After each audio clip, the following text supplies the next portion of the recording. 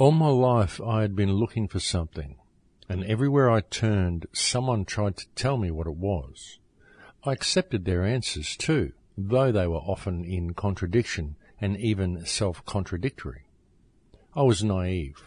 I was looking for myself and asking everyone except myself the questions which I, and only I, could answer.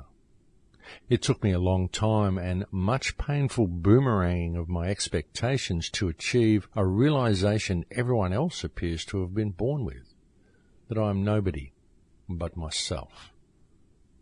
And that was said by Ralph Ellison. Welcome to Surviving the Matrix, ladies and gentlemen. My name is Max Igan. It's a pleasure to be with you once again, and I'll be your host for the next hour.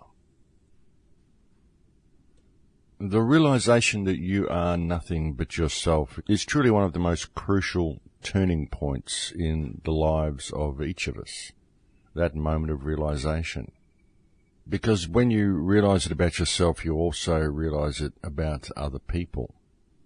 And you realize that though we are not all born equal, because we are not all born with equal talents or equal abilities, or even with equal health or equal use of all of our bodily parts, we are most certainly all born with equal standing, inasmuch as it doesn't really matter whether you are as physically fit or talented as the person next to you. The point is that you have equal value, equal standing. You are just as worthy as everybody else, and you have just as much right to be here and to have the same right to life and liberty and freedom of expression as everybody else. There is no one who controls you. There is no one who owns you. There is no one who is able to rule over you, command you, or force you to do anything that you are not willing to do, because we were all born with equal standing. This negates the validity of leaders or rulers or people who inflict themselves upon you, and you begin to see that the only way these self-styled rulers are able to inflict themselves upon you is through the use of force, because of the people that they have employed who are programmed into believing the system is real. And that becomes the difficult part, folks, figuring out how to break down the programming in these people. But essentially what you begin to realize once you see the reality of yourself, you begin to see the reality of other people, and you do begin to see that we are born with equal standing, and no one has any right to control anybody else. And this is true regardless of race or creed or colour or religious or ethnic backgrounds, all of which are constructs, I suppose, except for the colour. I mean, I suppose people are different colours, but it's kind of irrelevant what colour your skin is, and it's irrelevant what type of human you are, whether you are Caucasian, Negroid, Mongoloid, Oriental, Australis. It doesn't matter, really. Ultimately, we are all just people. There is no one group of people that have been specially chosen to be better than anybody else. All of those sorts of things are, in fact, man-made constructs and man-made ideas that have been foisted upon the rest of the world. Unfortunately, many people have chosen to believe them, but again, this is a choice that people make, though, of course, many of these choices are forced upon the people through indoctrination into a particular belief system.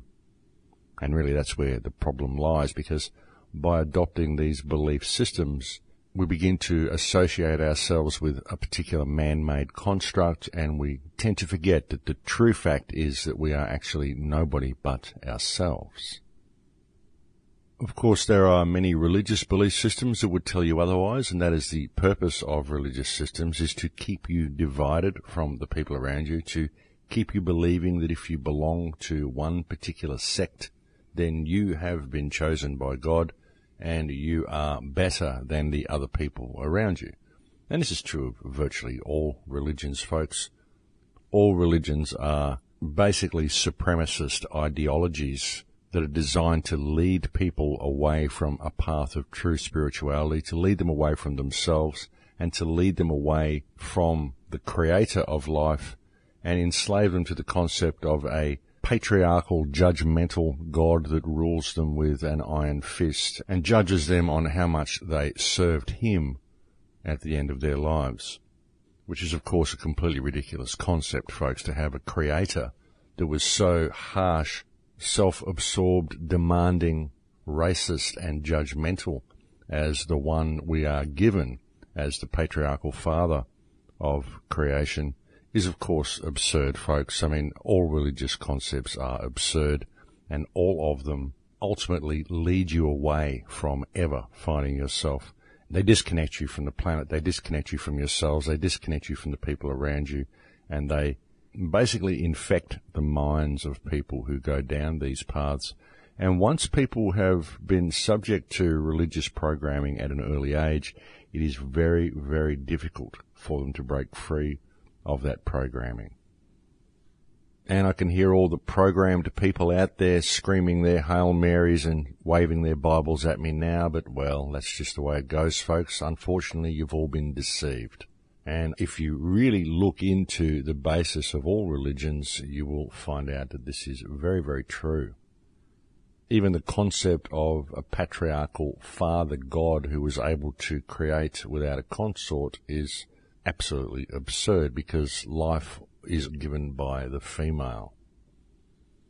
But the thing is, religious programming does run very, very deep. Anybody who talks about Satan is running religious programs, folks. People claim they have nothing to do with religion, and yet they claim the basis of our problems is Satanism and black magic, which is a Roman Vatican religious program.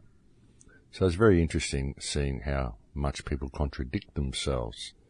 And even the concept of things being held in place through Satanism and black magic creates an air of hopelessness around a situation, as if there's nothing we can do against anything so powerful as this deep, dark, satanic force. But the deep, dark, satanic force is a man-made construct, folks. It's fiction. There is most certainly a predator mind, but there is no deep, dark, satanic force. There are certain energy rituals that take place, but it has nothing to do with Satanism. But the problem is that things are often so bad and so hard to explain in our world that things such as Satanism give people very, very useful constructs to point the finger at, so that they have someone to blame, and so that they don't actually have to do anything to improve the world around them, because there's nothing they can do against a force which is so powerful and so all-pervasive, and so they may as well just forget about it and get on with their lives. And that is exactly the attitude that this type of religious programming is designed to create, because it is that attitude that allows the continuation of the corrupt and dysfunctional system that currently enslaves humankind.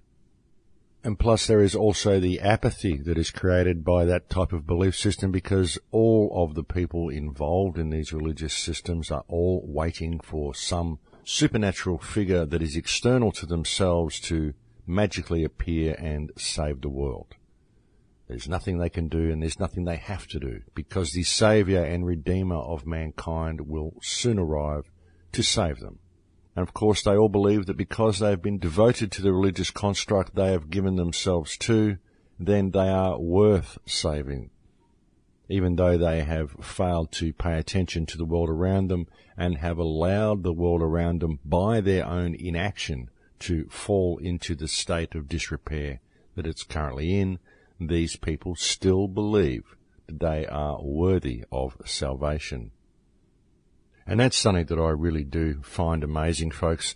With all religious systems, even the New Age religious system, people who believe they are worthy to ascend to fifth dimension, when they have failed to care for the third dimension that they are currently in, and have allowed freedom in this world and life in this world to reach its current state of degradation precisely due to their own inaction.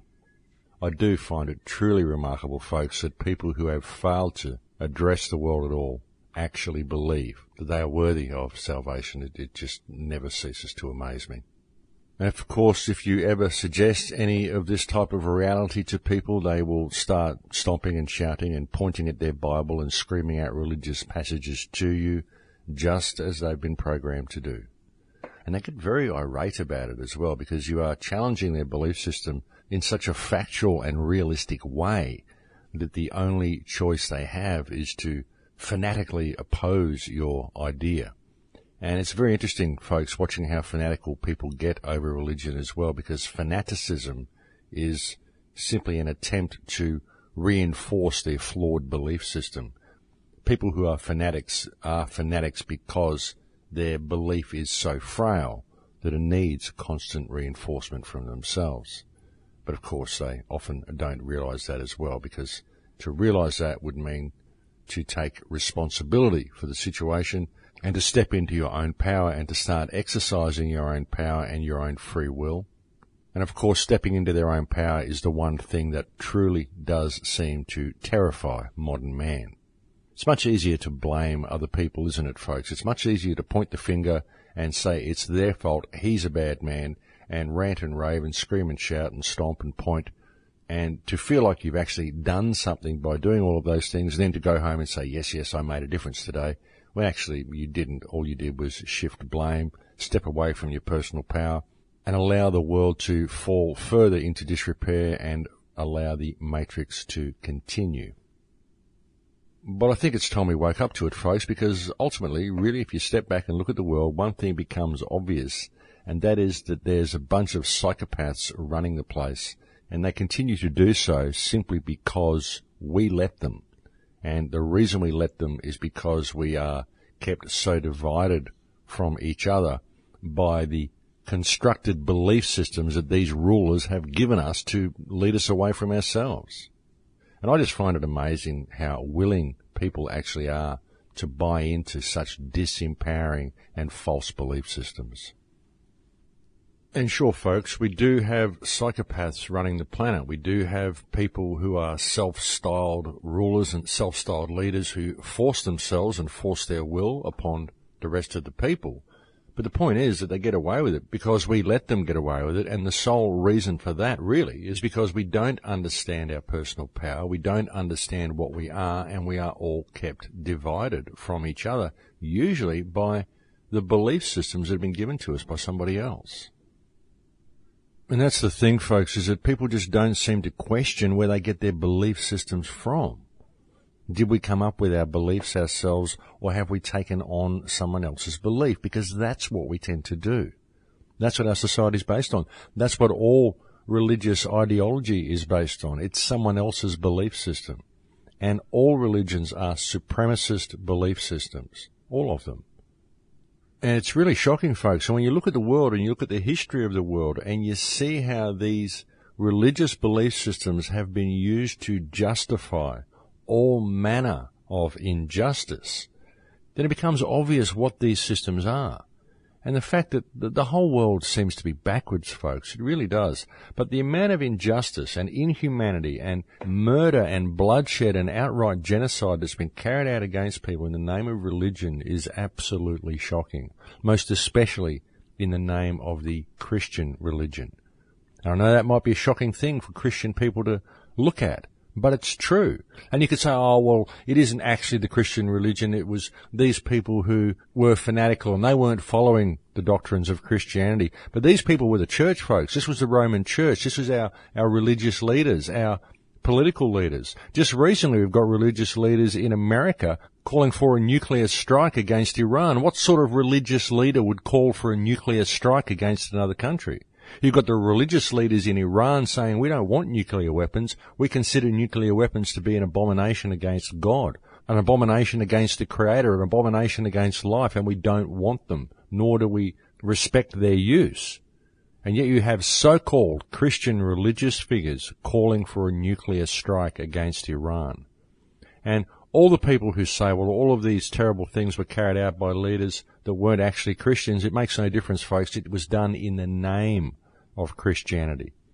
The point here being that the flawed views of reality instilled and indoctrinated into people by Christianity and the mistaken and misguided concept of the Saviour and Redeemer is the type of doctrine that produces people that would do such things. I mean, just look at history, folks. The Dark Ages, 1,000 years of torture, bloodshed and depravity. the Spanish Inquisition. All of these things were carried out in the name of Christianity. And you can take it further, the illegal war against Afghanistan, the bombing of Iraq.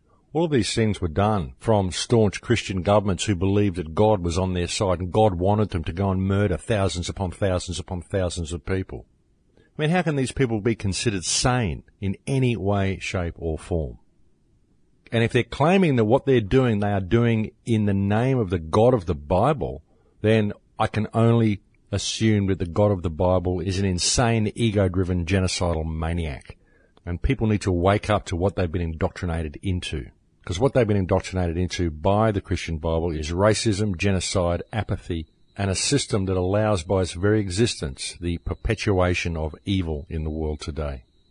And the evil that is perpetuated by the Christian religion is done so via the attitude of non-participation that has been instilled into its many misguided and misled followers. And that may seem pretty harsh, folks, but really that's the way it is. If you look at the world, that's what you see. You see every manner of injustice has been carried out against the people of foreign nations in the name of Christianity. And something else that I think people should notice, which is actually very telling, is that you also see nothing but massive injustice carried out against the people of the West in the name of Christian governments. The massive amount of injustices that are carried out here in Australia by so-called Christian leaders, and in every Western country, it just becomes so obvious, folks. So I don't know how people can't wake up and smell the coffee and see what's going on. And we really have to take the matter in hand, folks. We've got to rein this system in. We've got to rein these governments in. We can't do what they say anymore. The people of the planet really have to stand up and be counted. They really do. And if they will not stand up and be counted, then they need to be held accountable for the atrocities that they are allowing to be performed in their name in the world in which they live. This beautiful planet that we are so connected to. We need to pay attention, folks, and we need to shift things, and we really need to stand up and start making some noise about it in as public a way as we possibly can. We have to wake up to ourselves, folks, and people need to understand that if you are following any religious leader, if you're following a local minister or a local pastor, if this minister or pastor or religious figure is calling for a military strike against Iran, then he is not a Christian. He is not following the path of any God. He is simply a psychopathic, sociopathic moron who you need to distance yourself from as much as possible. But you also need to inform him of his lack of intelligence, his moronic attitude, and his genocidal views of the world. And you also need to inform him that even under the eyes of the tyrannical God that he claims to serve, he is an abomination. Because anybody who seeks death or destruction against anybody is an insult to life and has no place as a leader of anybody. And in making a statement like that, the truly noticeable and very unfortunate reality is that that type of attitude describes most of the Christian religious leaders in the world today. Because most of them only appear to be Christian on the surface, and most of them indeed harbour some very, very dark, very psychopathic, very sociopathic, and very, very disturbing energy. I mean, what happened to the world, folks? What happened to our civilization? What happened to our society? What happened to America? What happened to that American spirit, the spirit of America, that spirit of freedom that was America, that was the founding of America? What happened to that? Why would America want to go out and bomb other countries? Why would the people of the country believe the rubbish and misinformation that's fed to them by a controlled media that calls for the bombing of other nations? How can you go and bring peace to the world by carrying out war against it? How can you go and bomb other countries that have never attacked you and haven't attacked anybody in the last 200 years like Iran and call it creating world peace? How can people be so misguided that they can't actually see what's going on here? Why can't people understand that the biggest threat towards freedom in the world today is Western governments?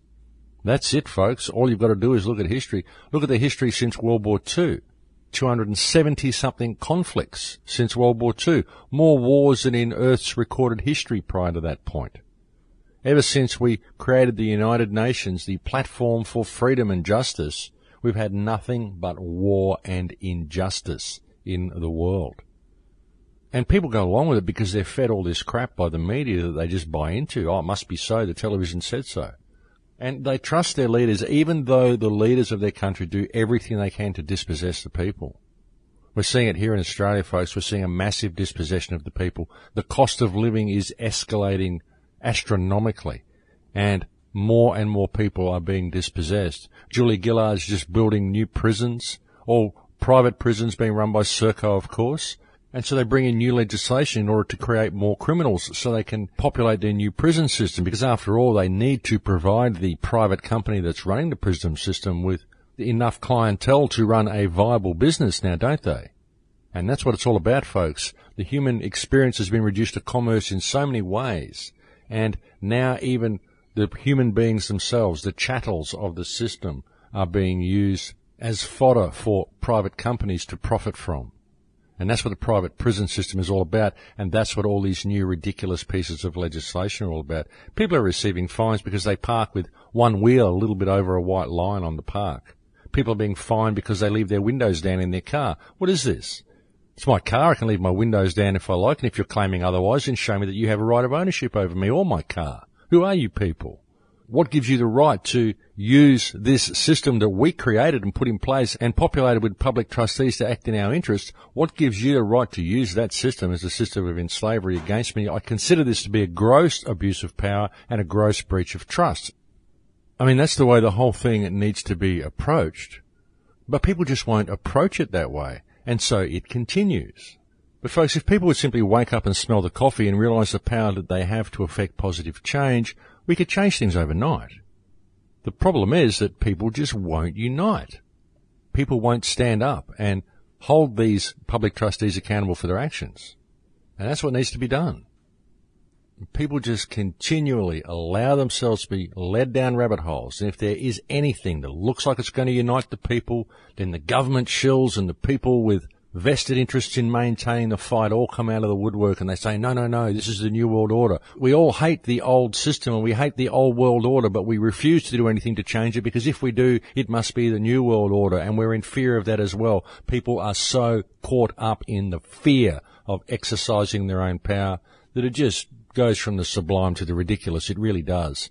And the amount of disinformation and government shills and self-vested interests that people have in maintaining the fight in the so-called truth community is absolutely astonishing. And I'm sick to death of seeing these sociopathic morons trying to sell you land on their property to come and build a community on their property, or sell you this or sell you that, or charge you $300 to go to their seminar, or whatever it is they want to do, because they all have a vested interest in maintaining the fight. They all want to sell you their DVDs. They all want to sell you their products. They all want things to continue just the way they are. They want to keep you in fear and prevent you from ever uniting for a common cause and standing in the power that you have. Because ultimately there's nobody to follow, folks. There's no movement you need to join. All you have to do is know what you are and stand in that. Because this system is fiction. The concept of money is fiction. We don't need money. People out there saying, oh yes, it's all this and it's all that, and we need to do this, we need to have value for this and value for that. Bullshit. We don't need any of it. It's fiction. We have a world of abundance, and we could be living in a state of abundance if we would simply respect each other and get along with each other. And I'm really getting sick to death of seeing the amount of division and seeing the amount of misinformation that's presented to the people by sociopaths who present themselves as all-loving and all-knowing when really they are programmed into Vatican spells and Vatican belief systems. People enslaved to word magic, people enslaved to the written word, people enslaved to their own disempowerment, people always looking for a leader, wondering when someone is going to step up and flick the switch so that the world is suddenly okay for them. Anything as long as they don't have to participate in their own salvation, anything as long as they don't have to participate in any positive change. They just want to sit back and watch YouTube clips and see someone save the world for them. They're all expecting a white knight on a big charger to come along and take out the bad guys, and suddenly everything is going to be okay and they don't have to lift a finger. Well, folks, we could change the world very quickly, but it will take your participation. And for those who are really not willing to participate in any way, well, unfortunately, you're probably not worth saving. And it pains me to have to say that, but that's really the way it is. Because there's enough information out there now, even those who are programmed. There's enough information out there that if you're aware of the situation, if you know what's going on in the world and you're still waiting for someone else to come and save you, then you're part of the problem, folks. If you know what's going on in the world and you're attempting to sell your ideas to other people or sell your land to other people or create an alternate community outside of this community and turn your back on this one, then you're running programs and you're part of the problem, because there's nothing this government would like more than for those people who are awake to run off and build alternate communities and turn their back on this society, because that will give this society free rein to destroy the planet that we all live on, because that's what it's doing. I think it's about time people woke up and started acting, because the world's in a bad state, folks, and it's in a bad state simply because people refuse to act. So I think it's about time we all got up and made a difference. You see, that's the thing, folks. We all want change, but no one's willing to participate. Or if they are willing to participate, it's always on their terms, and usually in a manner that is financially viable and very often financially profitable for themselves. And that isn't really making a difference, folks. That's simply profiting from the pain and suffering of others. And I believe that if you do good in the world, then good will come to you. I don't sell anything from the Crow House, folks. I don't sell any of my DVDs. I don't sell my book. I don't sell anything that I've ever done. I try to keep commerce out of it altogether. And you know why? The reason is because I believe in you. I believe in the people out there. And I believe in their ability to participate. I believe that they will. I believe that if you give, the world will give back to you. And I believe that we are all here to make a difference. We just have to remember that. And I'll never sell anything from the website. I'll never allow advertising on the website. I will never allow commerce to interfere with the flow of information. It's just not who I am. But I think it's break time here, folks, so I'll leave it there for now. Thank you for putting up with my ranting today, and I'll speak to you again in a few minutes. And welcome back, ladies and gentlemen.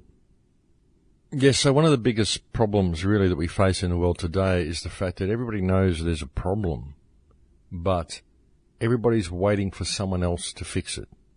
Everybody's waiting for someone to flick a switch and suddenly the world will be made better for them. And they're all very keen for this to happen, just so long as they don't have to be the one who flicks the switch. Essentially, just as long as they don't actually have to participate in anything that's going to bring about some positive change. And really, it's only through the participation of the people that any change is actually going to happen. So it's a very interesting dichotomy we see in people's mentality. And the thing is that what keeps people from speaking out against the situation and keeps people from acting and going and flicking the switch themselves is fear. It's always fear. People are scared of the repercussions or scared of the consequences of speaking out, and so they just don't do so. And if we're not in fear of the consequences meted out to us by the powers that believe they be, then we are terrified of what our peers may think about us, what our friends may think, and what our parents and siblings may think of our attitude. So we tend to police ourselves into a position where we simply won't speak because we're terrified of what people may think of us if we were to show our real side to them.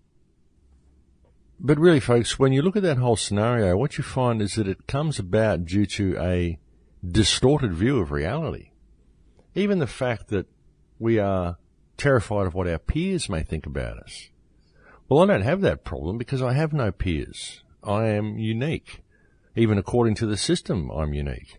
That's something you can try in court, folks. If they tell you that you have to be judged by the laws of your peers, ask them if you can be identified by your DNA. And if they say yes, then say to them, well, then according to your own testimony, I'm unique and therefore have no peers. And so I speak out, folks, because I'm unique. I have no peers and I don't care what people think about me. If people think something about me, well, that's their issue. They're the ones that think it. It doesn't affect me. It doesn't worry me at all what people think. I mean, sure, I prefer people to like me, but if they choose not to, well, that's their issue. They'll have to deal with that. It isn't anything that I have to deal with because I don't see them, because they don't like me, so why would I see them? It's not my issue. It's not my reality. I mean, I like everybody. Even if they don't like me, I still like them. I mean, there's people out there in the truth movement that have issues with me, and though I consider them to be a little demented, I still love them. I don't have any problem with them. It's them that have the problem with me. And so that's their problem. It's not my problem. It's something that they have to deal with. And so it doesn't matter, folks, what people think of you, really. What matters is what's in your heart. What matters is what you choose to do with the time that's given to you, what energetic state you choose to be in, what legacy you choose to leave behind for future generations, what you do with the perspective that's given to you and what your perspective is when you leave the place, what perspective you have gathered during your time here. What attitude did you have? What sort of energy did you display? What sort of energy did you center yourself in? It's important to look at these things, folks, and it's important to ask yourself these questions. Are you operating from a state of integrity in all that you do? Are you leaving the world a better place because you were in it? Or are you leaving it a little bit more confused, a little bit more controlled, a little bit more degraded? Are you leaving it in a state of disrepair? Or have you made things better? And imagine, folks, imagine if reincarnation's true. Imagine if what you do in your life this time around actually affects the world that you create for the next time you come around. I mean, that could be an interesting thought, couldn't it? Imagine if what I do in the world today affects me the next time I come here. And in many ways, perhaps it could be seen that what you do here, you are leaving information for yourself to find next time around. And I imagine that if such a thing as reincarnation is true, then the next time I come into the world, I will undoubtedly be attracted to the works of Max Igan because they will undoubtedly resonate with me. And so, therefore, I will be able to read those works, which means that through the actions that I've performed this time around, I will have effectively left myself a trail of breadcrumbs. And that's certainly an interesting thought, folks. It's an interesting concept, and it's certainly not altogether outside the realms of possibility. And you just never know about these things. But it's certainly an interesting concept, and it's something worth thinking about. It puts a whole new slant on why you need to be honest in your actions, though, doesn't it, folks? It really does. Imagine if the lies you tell in this life are going to affect you next time around, and you're going to come here and you're going to have a terrible time because you're dealing with all these lies and all this misinformation. So you've really got to think about that, and it makes you want to act in integrity in all that you do and in all that you say, because you realize that that is the legacy you are leaving behind, not only for future generations, but quite possibly also for yourself. Puts a whole new slant on things, really, doesn't it? But the point here is, folks, that everything you do and everything you say and every action that you perform and every action by everybody, it's all connected. It's all connected to both the past and the present and the future. And it does shape the world that we live in. We shape it by our beliefs and by our actions. The problem is that half the time we are only participating in a passive manner. I mean, people would say this is all airy-fairy and I don't wish to participate in that type of reality. People would say they want to change the world, but they're not willing to participate in making that change happen. But they don't realize that they are already participating. They're participating by their inaction. We don't realize that even if we refuse to participate, we are still participating beneath the surface. Because our thoughts, our actions, our beliefs, the energies that we center ourselves in, all of these things are connected, and all of them affect reality. Of course, the present is affected by the past, and the actions of the present very much affect the future. One of the big problems, perhaps, is, of course, the fact that our past may be very much different to what we believe it to be, because it would appear that our past has been very much manipulated. And when we realize that it is our understanding of our history which causes the present to be the way it is, then you can see that a factual account of the past is imperative to have a viable present and therefore a viable future. Which actually reminds me of a great quote, one of my favourite quotes of all time, by George Orwell, who said that who controls the past controls the future, and who controls the present controls the past. Fantastic quote, folks, and very, very poignant because, as I've often said, we are shaped by our history, but the problem is that history is always written by the winners, and so you always need to look for the alternate history so you can view things from both sides and figure out what exactly did happen. Because I guarantee the first casualty in the writing of history by the winners is the truth. You know, there comes a time, folks, where people simply have to pay attention to the reality of these things. They have to pay attention to what's going on around them. Because, I mean, look at the world, folks. You can judge it by the past, or you can judge the politicians by the fact that they're in a corporate system, or you can come up with any excuse you want why the world is in the state it's in and why there's no good in you participating. But ultimately, there comes a time in life when you simply have to just stop, take stock, look around you, see what you're swimming in, and realize how easy it would be to change it if you simply changed your attitude and got involved. Because nobody's going to flick a switch, folks. The switch is consciousness, and it takes conscious participation by the people of this world to bring about any real effective change. The first step is to find yourself, to understand the power that you've got, but the second step is to put that into action. And the way you do that, folks, is you realize that this system is fiction. We made it up. It's just a paper-based reality. I know I've said it so many times. I've been trying to not repeat myself too much on the shows these days, but the reality is, folks, that we live in a paper-based world, a paper-based system. None of it's real. It all exists only on paper. The government isn't real. It only exists on paper. It's just populated by people. It's all just people, and all people have equal standing. Even if they're not born equal, they have equal standing. And just that realization alone is incredibly empowering, and that's how we change things. We realize what reality is. We realize what we are. We realize what reality is, and we look around and see what we're swimming in. Because frankly, I'm sick of these psychopathic rulers, folks. I'm sick of our psychopathic leaders. I'm sick of barefaced liars as politicians. I mean, look at Julia Gillard in Australia here. This woman has, against some pretty stiff competition, I might add, managed to emerge victorious as one of the biggest liars ever to exist on the face of this planet. She really is, folks. She's an absolute disgrace to humanity. She's a disgrace to her gender. She's a disgrace to herself. She's a completely self-serving sociopath, or dare I say psychopath, who does not give one hoot about anybody except herself. And yet people still put up with her. Obama, barefaced liar, wasn't even born in the United States. Birth certificate been proven to be a fraud. What's being done about it? Nothing, because the people won't stand up and do something about it.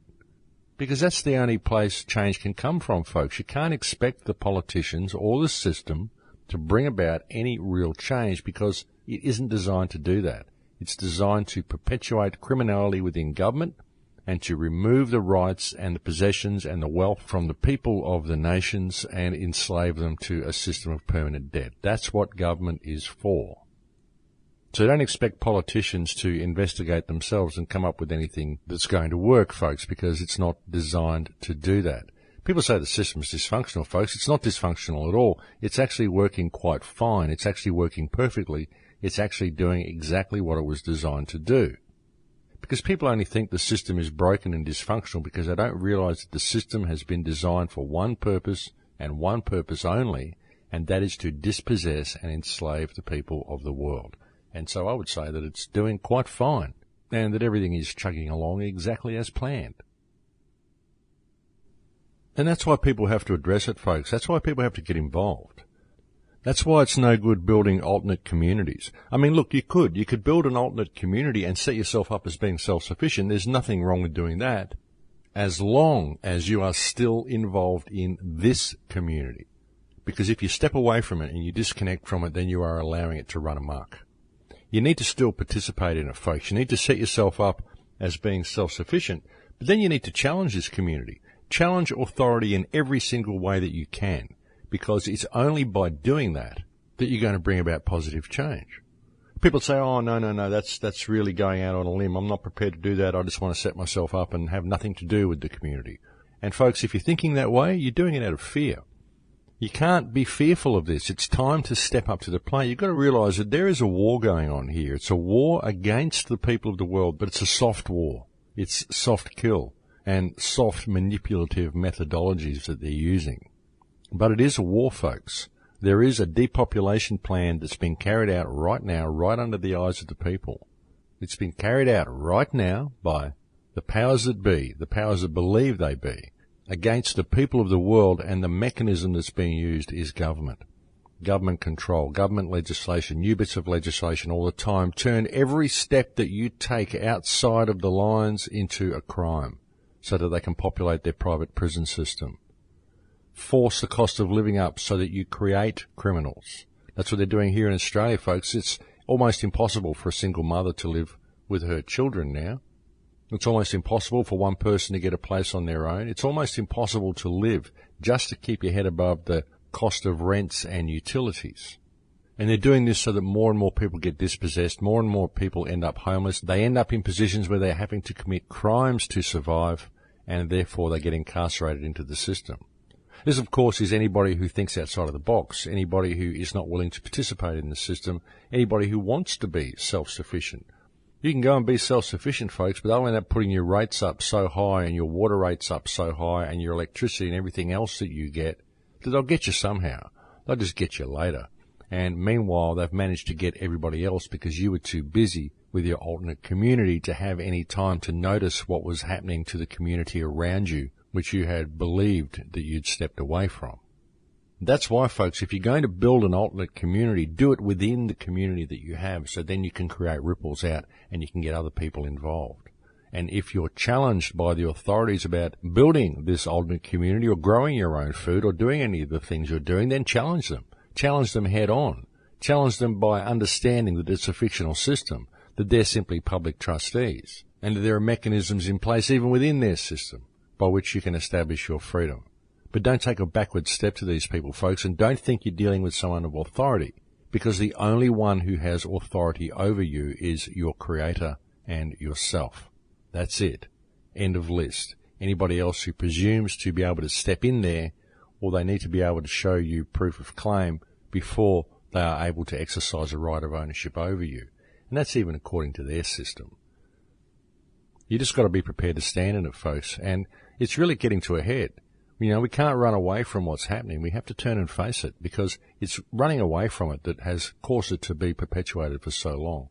We're always turning our back on problems, folks, and so we have to keep learning the problems.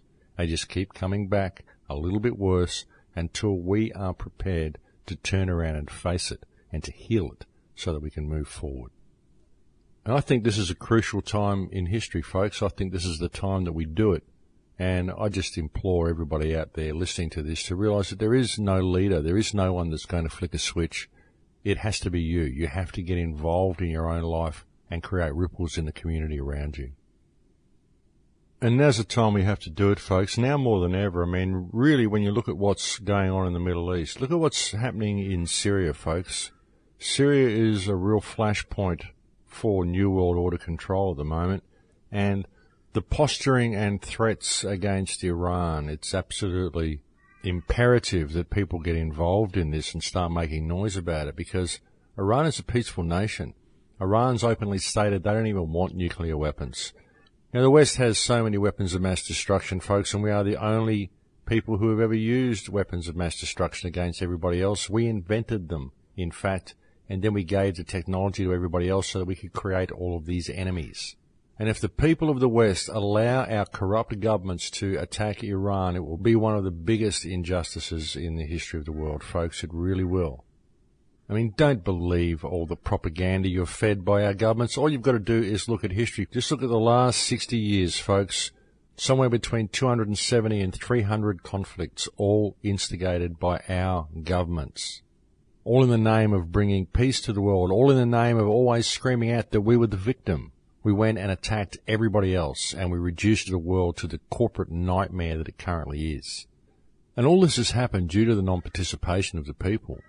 It really has, folks. I mean, we just swallow the propaganda that our television feeds us, and we don't participate. And when our governments go out and bomb some other innocent nation, we just nod our head in approval because we know it was okay for them to do that because it said so in the newspaper. And we do this having never gone there, having never experienced these people, and having been too caught up and too locked into this manipulative society that we call reality to even know what real people are. Because Western society doesn't live the way other societies do. There is no real community in Western society. There's the group of friends that we all have, but there's no real community. Whereas in other societies, they are still connected to each other, they're still connected to nature, they're still connected to the earth. And we come along and, in the name of freedom, we take all that away from them. But we've got to start realizing the truth, folks, and the truth is that the West has been the aggressor in every single conflict that the West has been involved in since World War II. And actually, before World War II, it actually goes a lot further than that, but World War II is in living memory, so that's where we can start. But that's the truth, folks. The fact is that we're the aggressors, destroying the rest of the world, because the people of the West are too distracted and too fearful of ever reining their governments in and taking responsibility for their actions. As a society, we're just too ready and willing to believe what we're fed. And again, folks, you can't really blame people because they're trained to be that way.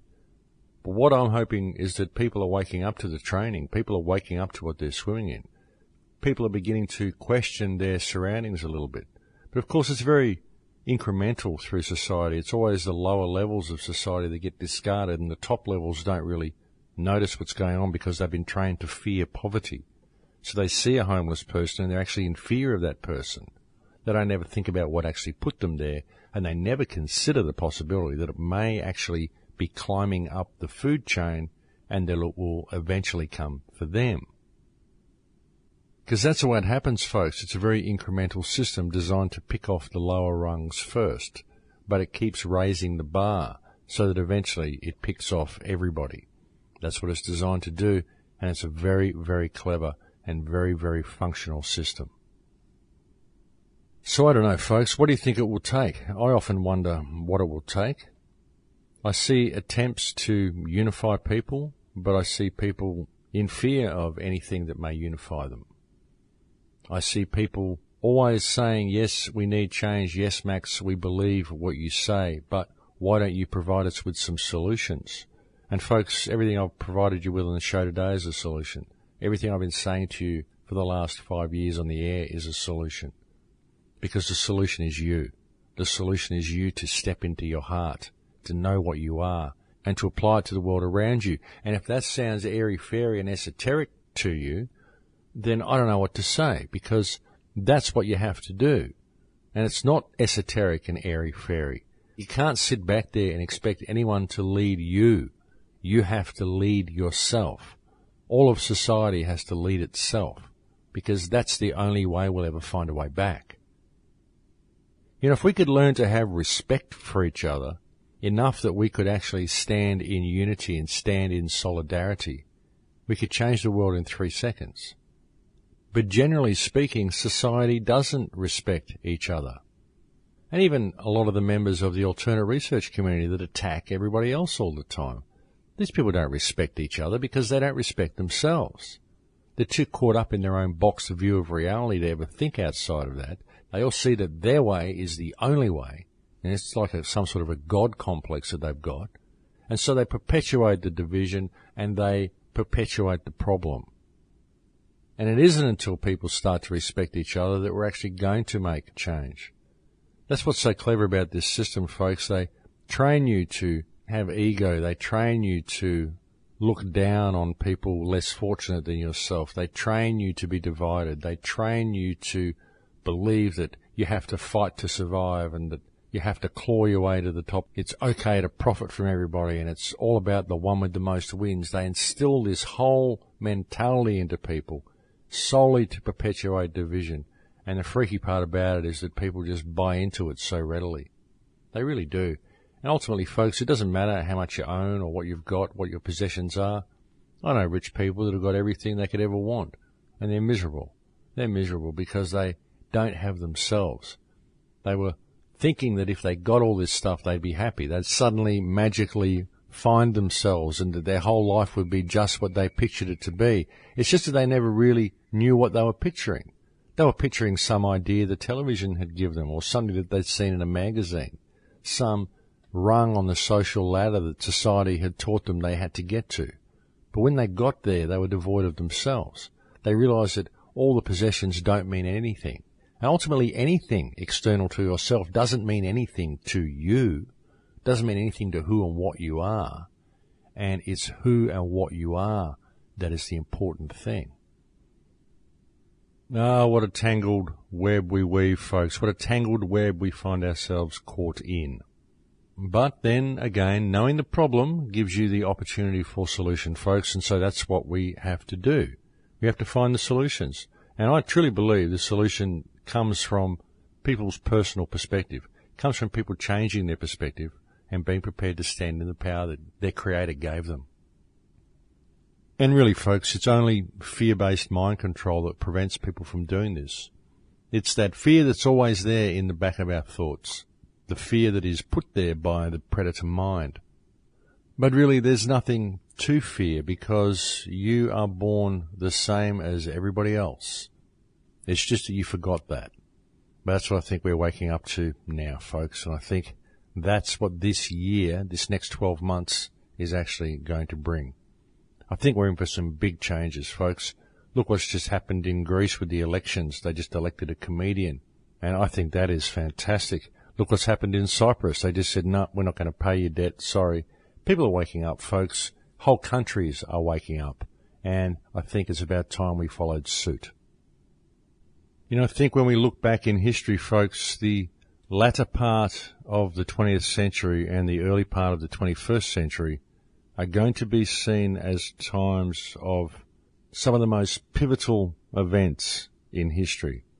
They're going to be seen as a time when humanity truly did free itself from the Dark Ages. Because I think that when future generations look back at this time and they consider the Dark Ages, then we will be part of the Dark Ages. I believe the 20th century most certainly will be seen as part of the Dark Ages. I don't think any real renaissance has happened yet, but I think that we are on the verge of creating such a reality right now. And that's why it's such an exciting time to be alive and why it is so important for people to get involved. And really, folks, what you've got to get involved in is yourself. Because when you find that and truly find that, then you get involved in the world around you by default because you realize the importance of you doing so. Look, I think we're here at the end of the show now, folks. It's been lovely to talk to you today, probably a little bit different to some of my normal shows. I suppose I've been ranting a little bit. It must be the ugly commercialization of Easter that I see around me and the recent posturing against Iran that has really motivated me to have a little bit of an emotional show today. And so if I said anything that you totally disagree with, well, that's the way it is. But I put it all out there on the line today, folks, and I meant every word of it. That's how I feel about religion. I think it's a blight on human consciousness, all religion. I really do. I see that it serves no purpose. I think that there are much, much better ways of doing things, and the good parts of religion simply tell you that which you already know anyway. It's that which exists within your heart. It's just that many people have forgotten to look there. And I really do believe the world is in a time of crisis and that your participation is required. And so that's why I did the show that I did today. But it has been a pleasure speaking to you again today. Thank you to anybody who's ever helped with the website. It's very much appreciated and very needed. But that is it for me, folks. I will look forward to spending some time with you again next week. Please take very good care until then. In Lakesh.